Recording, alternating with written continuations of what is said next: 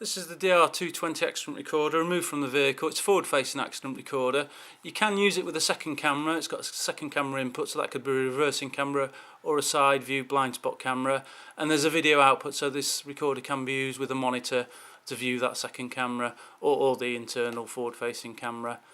The SD card is secured in place with little bolts. You don't have to use that if you don't want to, but it is provided in the kit with a tool. So normally you do this inside the vehicle, remove the SD card when there's any data you want to view. So remove the bolt. It does come with a spare bolt. It's quite a fiddly little bolt, so there is a spare one in the kit as well. The SD card is 16GB, although you can use the recorder with up to a 64GB. The recorder comes with a CD with this video with the software on it, DVR, NCAM. So double click on the icon to open the software.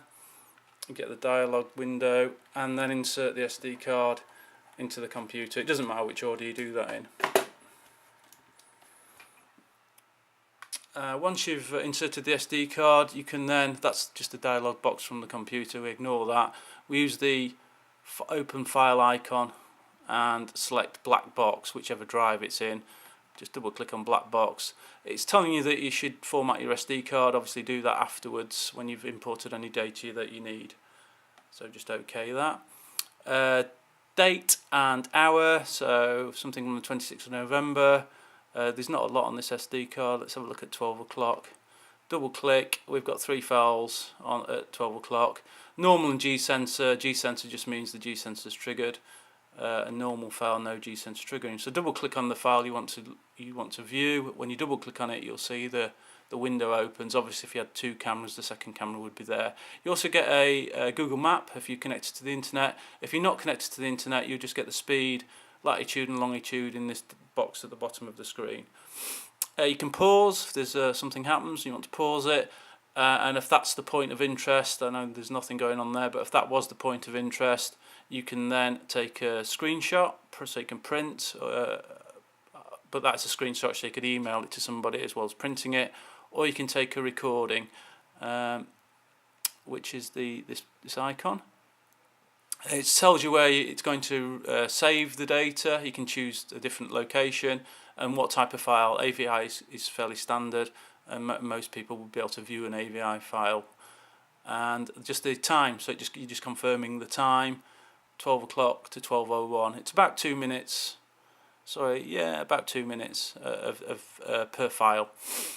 And once you press start, you see how quick that was. It was as quick as that, and you can then go to the backup folder just to check. So there's the particular file from 12 o'clock. In fact, it's from 12 o'clock, and then other files I've recorded previously. So it's as simple as that. And then you could email those files, view them, or you could email them to insurance companies, etc. The software, you can also change the settings. So you've got a settings button, and you can check the time. You can sync it with your computer.